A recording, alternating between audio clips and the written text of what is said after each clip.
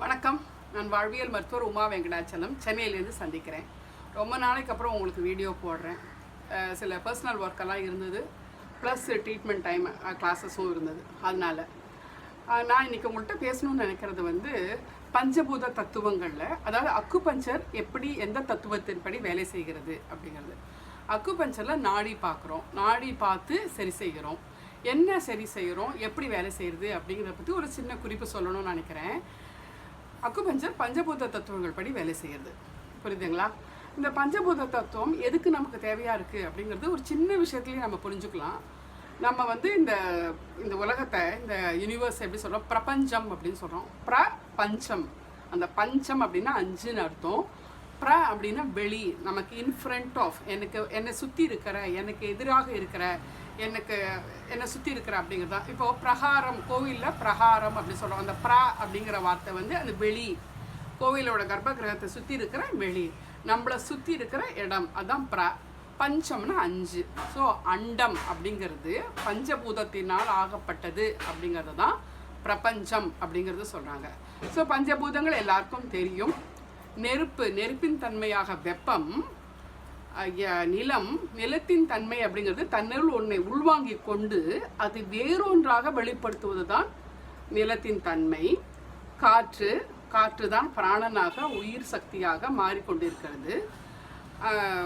அதுக்கப்புறம் நீரின்றி அமையாத இவ்வுலகு. குழந்தை பிறக்கும் போதே கர்ப்பப்பையில் நீரில் தான் மிதந்துட்டுருக்கு.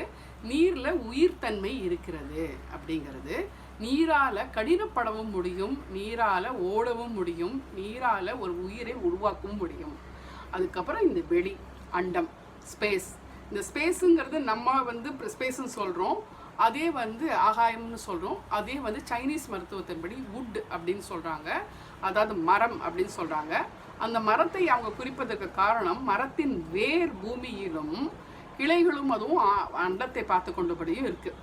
ஸோ அது ரெண்டையும் கனெக்டிங் ஃபேக்டராக இருக்கிறது ஒரு வுட் அப்படிங்கிறத அவங்க புரிஞ்சு வச்சுருக்காங்க. ஸோ ஒரு பெரிய மாற்றம் ஒன்றும் இல்லை. ஸ்பேஸுங்கிறது ஒன்று இருந்தால் தான் ஒரு பொருளை வைக்க முடியும். அதனால் நம்ம கிரியேட்டர் முதல்ல கிரியேட் பண்ணினது, ஃபார்ம்லெஸ்ஸாக இருந்த கிரியேட்டர் ஃபார்மாக மேனிஃபெஸ்ட் ஆகணும்னு நினச்ச போது முதல்ல கிரியேட் பண்ணது ஸ்பேஸ் தான். வெறும் ஸ்பேஸ் அப்படிங்கிறத கிரியேட் பண்ணினா போதுமா? அதில் உயிர்த்தன்மை வேணும். அதனால அதில் பிராணன் கிரியேட் பண்ணப்பட்டது.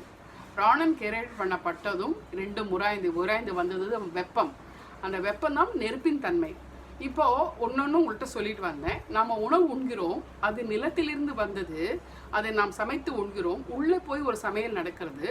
அது வைட்டமினாக, கார்போஹைட்ரேட்டாக, புரோட்டீனாக, மினரல்ஸாக, இன்னும் இத்தியாதியாக அது மாறுபட்டு தேவையற்றது வெளியே வருகிறது. இதே தான் பூமியும் செய்கிறது பாருங்கள். ஸோ இந்த சதை அப்படிங்கிறது, சதைப்பகுதி அப்படிங்கிறது நம்ம எர்த்தோடு எடுத்துக்கலாம். ஸோ என்ன சொல்கிறாங்கன்னா, பிரபஞ்சம் அப்படிங்கிறது பஞ்சபூதங்களால் ஆகப்பட்டது. அண்டத்தில் உள்ளதே பிண்டத்திலும் இருக்குது. பிண்டம் அப்படிங்கிற இந்த சதையானது, இது உருவமானது, அதுவும் 5ஆல் தான், இதே 5 பூதங்களால் தான் ஆகப்பட்டது. இப்போது இந்த 5இன் தன்மை சமநிலையில் வெளியில் இருக்கிறதுக்கு தகுந்த போல தகவமைத்து கொண்டு நாம் இருந்தால் நாம் உடல்நிலையிலும் மனநிலையிலையும் அமைதியாக இருக்கிறோம். வியாதியற்ற உடல்நிலையும் ஆரோக்கியமான மனநிலையோடையும் இருக்கும். அப்படி இல்லை அப்படின்னு சொன்னாக்க, வெளியில் இருக்கிற தன்மைக்கும் நமக்கும் உள்ள ஸ்டகஃபார், ஒழுங்கான ஒரு ஒருங்கிணைப்பு இல்லை அப்படின்னு சொன்னாக்க நம்ம மனநிலையிலும் பாதிக்கப்படுகிறோம், உடல்நிலையிலும் பாதிக்கப்படுறோம். சூடாக இருந்தால் அதனால தான் எனக்கு தலைவலி வருது, அதனால தான் நான் எரிச்சல் படுறேன் அப்படின்னு நினச்சிக்காதீங்க. சூடு அப்படிங்கிறது இப்படி மட்டும் எடுத்துக்கக்கூடாது.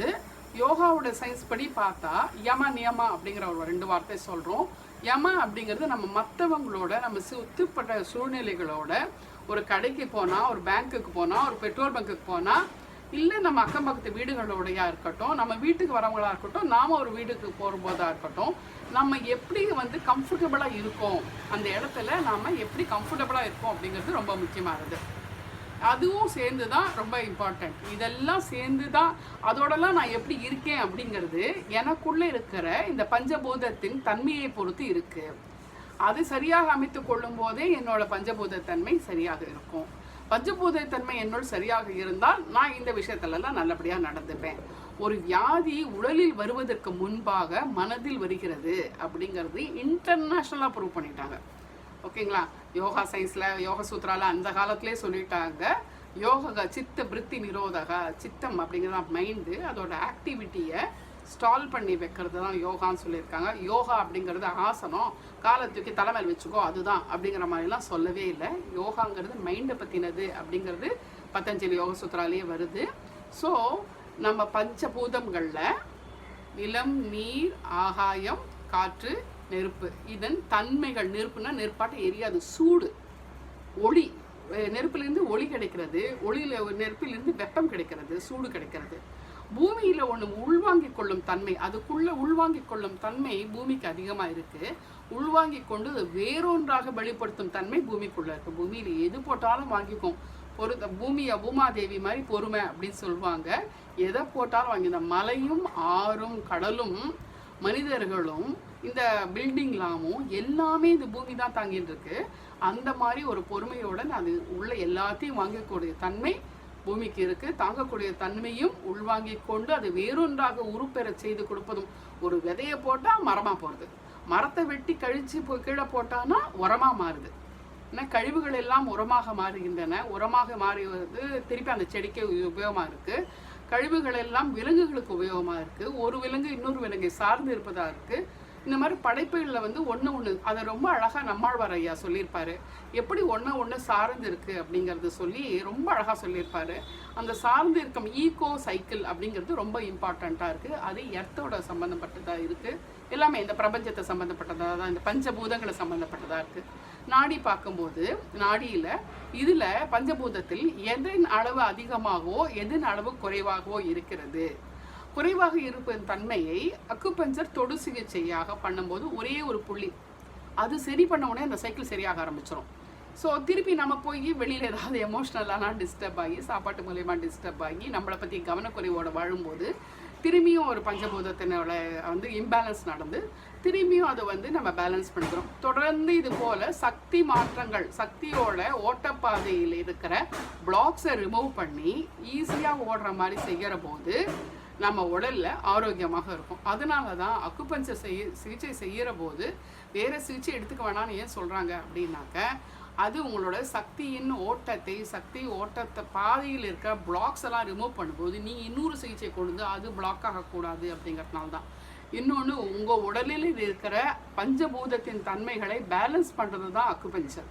அப்படி பேலன்ஸ் பண்ணிகிட்டே வரும்போது கொஞ்சம் கொஞ்சமாக நம்ம நிறைய நாள் குப்பை வச்சுட்ருக்கோம் இல்லையா, கொஞ்சம் கொஞ்சமாக அதை ரிமூவ் பண்ணி சிறந்த ஓட்டத்தை, சக்தி ஓட்டத்தை கொடுக்கும்போது சிறப்பான வாழ்க்கை, சிறப்பான மனநிலை, சிறப்பான ஆரோக்கியம் நமக்கு எல்லா வியாதிகளிலிருந்தும் விலக முடிகிறது.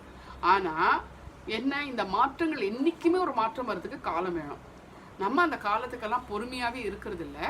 அதனால வாழ்க்கைக்கு மாத்திரை சாப்பிடு அப்படின்னு சொன்னால் சாப்பிடக்கூடியதை ரொம்ப சௌரியமாக நினைக்கிறோம். மாத்திரை சாப்பிட்டேன், எனக்கு சுகர் சரியாக இருக்குது, மாத்திரை சாப்பிட்டு எனக்கு தைராய்டு பேலன்ஸ்டாக இருக்குது, மாத்திரை சாப்பிட்டு எனக்கு கொலஸ்ட்ரால் கண்ட்ரோலில் இருக்குது அப்படின்றாங்க. மாத்திரை எடுத்துட்டா நீங்கள் என்ன ஆவீங்க? அப்போது உங்கள் சக்தி நிறைவு பெறவில்லை, சக்தி குறைபாடாக தான் இருக்கிறது அப்படிங்கிறத புரிஞ்சுக்கணும். ஒரு மாத்திரையின் ஹெல்ப்பு வாழ்க்கை முழுக்க வெளியில் விருந்தும் மருந்தும் 3 நாளைக்கு தான், அதுக்கு மேலே இருந்தால் மரியாதை கிடையாது. ஸோ நம்ம தான் நம்ம வாழ்க்கையில் கவனத்துடன் வாழ்ந்து பஞ்சபூதத்து தன்மையை எஸ்டாப்ளிஷ் பண்ணிக்கிறது வைக்கிறதுக்கு அக்குபஞ்சர் மிக சிறந்த வழி.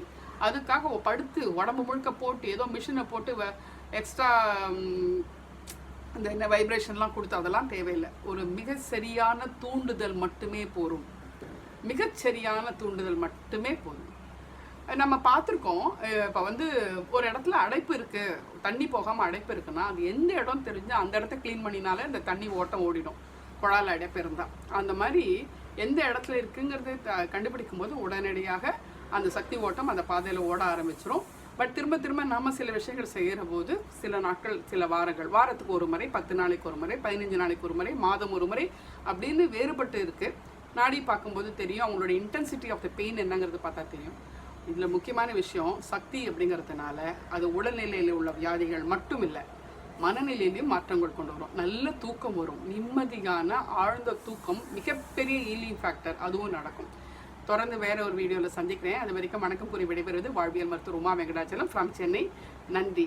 9841025531 இதுதான் நம்பர். எல்லா விதமான வியாதிகளுக்கும், எல்லா விதமான மனநிலைகளுக்காக மலர் மருத்துவமும் வாழ்க்கையின் பிரச்சனைகளுக்காக மல மருத்துவம், உடல் வியாதிகளுக்காக அக்குபஞ்சரும் ட்ரீட்மெண்ட்டாக கொடுக்குறோம். வேணுங்கிறவங்க அப்பாயின்மெண்ட் ஃபிக்ஸ் பண்ணணும். அப்பாயின்மெண்ட் ஃபிக்ஸ் பண்ண தான் 9841025531. மீண்டும் சந்திக்கலாம். Stay happy, stay healthy. Bye by.